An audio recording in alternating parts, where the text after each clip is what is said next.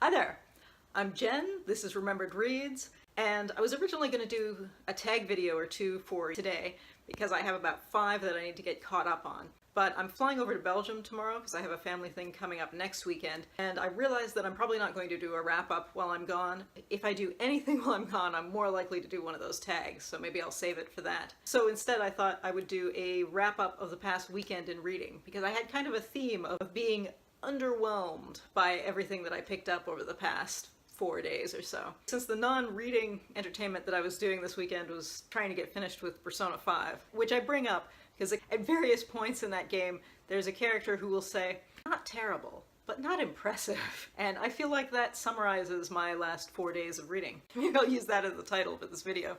So after my last wrap-up, the first thing that I started reading was Ninefox Gambit, which is by Yoonha Lee and has gotten a fair amount of buzz on BookTube. It introduces itself as being military science fiction, which is usually right up my alley. It's introduced with a lot of technobabble, which I'm always really curious to dig through, and there isn't a lot of explanation of the technobabble, which I like, because then you get to that challenge of what are they really talking about, and there's a lot of discussion about calendars and mathematics, and eventually it turns out that what they call calendars and what they talk about with religious language in this is basically just a database where when you change some entries, it changes reality, which is almost more fantasy-ish than I hoped it was going to be. Based on the kind of mathematical focus that it had early on, I was disappointed that that was the angle it took. So at that point I was annoyed, because as a concept it's not that complicated, but because it was presented with a different kind of language early on, I felt like I had to dig through a lot of unnecessary material,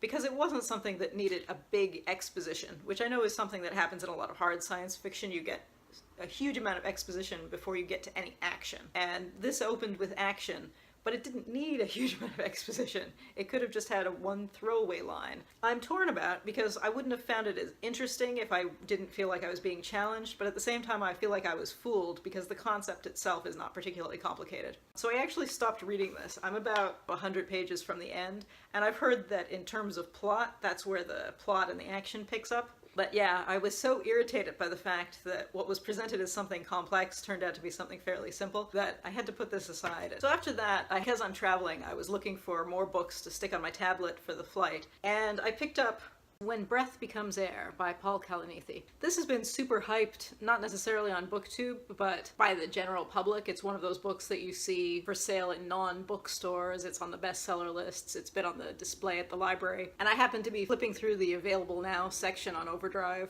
and I saw that this was available now, and I thought, let's see what all the hype is about. The author of this was a neurosurgeon who also happened to have a master's degree in English literature. When he was nearing the end of his residency, he was diagnosed with cancer and realized that he had probably at most a couple of years to live, maybe less. And so reevaluating his life, he decided to write a memoir. Now, I had seen a lot of reviews from this. I have talked to people who have read this. I've heard a lot of people talk about this in terms of being moving, and they were touched and they thought about their own mortality. I didn't come away with much of that.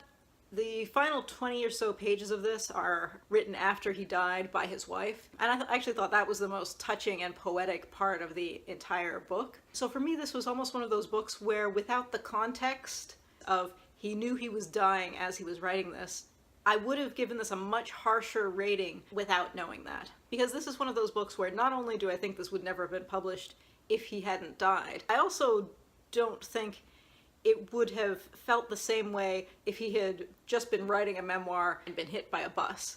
So it's not necessarily that he has died since writing this, it's more that he knew that his death was imminent as he was writing it that changes that.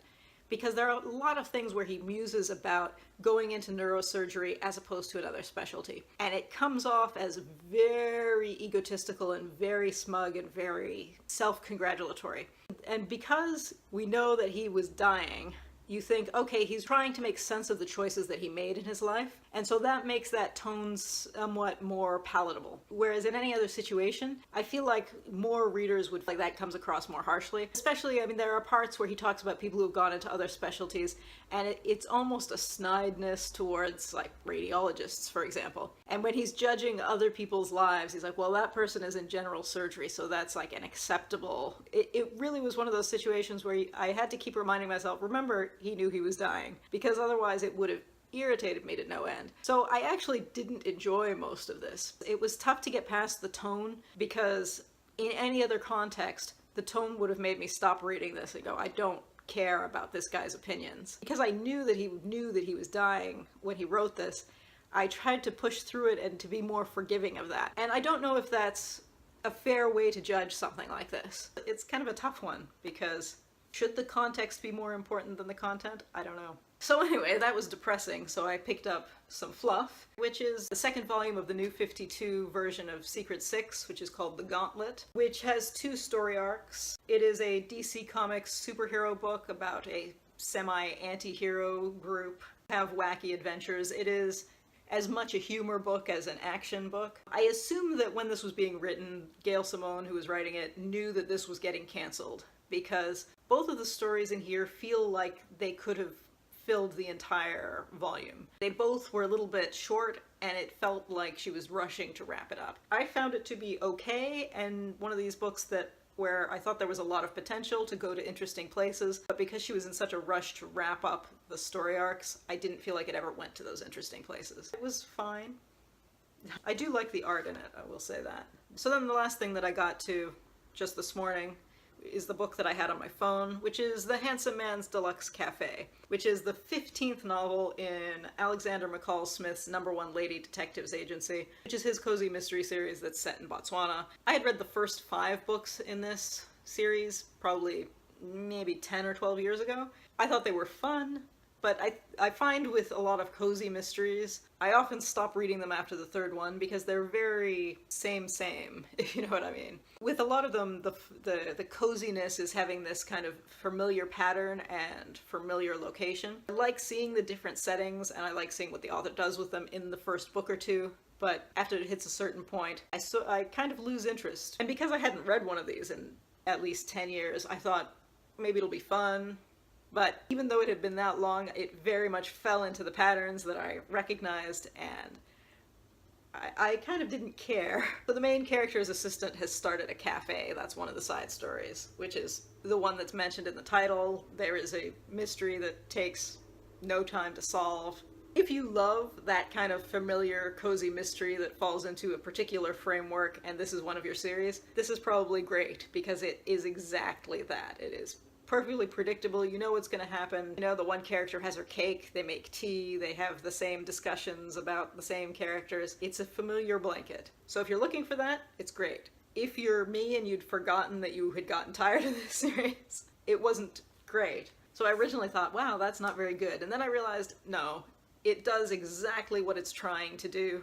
It just wasn't trying to do something that I was particularly interested in. And I need to remind myself of that and stop picking up these books in these series that I've dropped. So I don't know, how do you judge material like that? Because I ramble about books rather than really reviewing them, it's not such a big deal. But I know when I add things on Goodreads, it's sometimes a challenge to just decide what number to throw in there. Because with both something like mystery series or superhero comic series, sometimes I'm reading material like that is fine. It does what it was supposed to do, even if it wasn't quite what I would like to have seen. If I were genuinely rating these books, it would be tough to decide, do I rate it according to how successful I thought it was, or do I rate it according to how much I enjoyed it? I don't know. How do you feel about that? Because I know some people have very separate lists of things that they think were good versus things that they think were entertaining. Quality versus entertainment value, and other people it's completely the same. So I'm curious, how do you think about things like that? I don't know if I'll have time to film or edit something else. If I do, that'll be up in a couple days. If not, I will talk to you next week. That's it for now. Ciao.